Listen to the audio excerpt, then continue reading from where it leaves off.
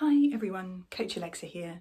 I am getting a lot of inquiries through for training plans for autumn marathons at the moment, particularly the London Marathon. So we're just under 6 months away now, and a lot of people maybe are coming back to me going, oh, that's great, thanks for the information, but I think I'm going to leave it sort of 6 to 8 weeks and start later on a 4-month marathon plan.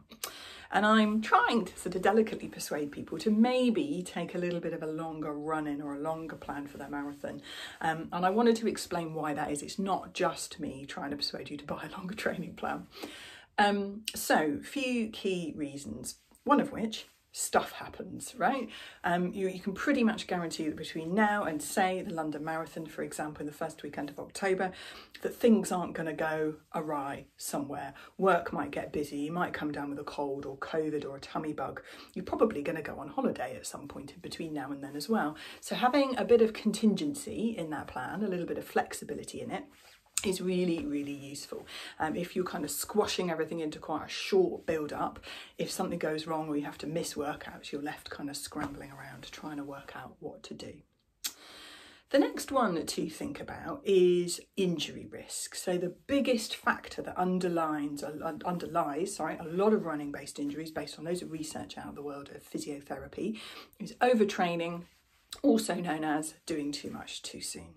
So running is a very high impact sport, and that building up too quickly and not allowing your body enough time to rest and recover is a key injury risk. So to avoid injury and sometimes to avoid illness, because this overtraining can be a factor in developing illnesses as well, we want to make sure that we're ramping your training up gently enough. We don't want it to be a short kind of marathon crash course where the training volume has to go up quite sharply. We want to take a much more gradual build approach to it.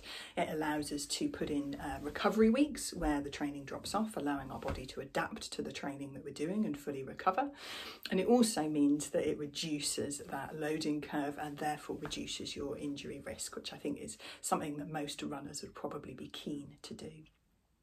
The other thing to mention is that, again, when you're doing that sort of marathon crash course of a 4-month marathon plan, for example, bearing in mind that the final 3 weeks of that plan, so that's nearly a quarter of the plan, is going to be your taper, so reducing the training down back towards race day, is that you have to prioritise the distance in that time.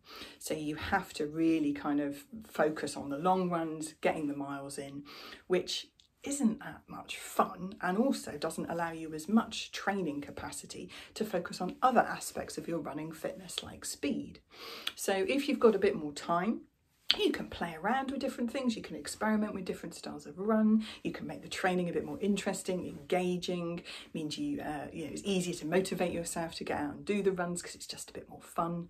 But also, if perhaps you've got a target time in mind for your marathon, doing those sorts of sessions are what are going to help your marathon time. So doing some different sessions in the week, working on different paces, different aspects of your running fitness in the shorter runs in the week is going to help with your overall speed. So I hope that's useful.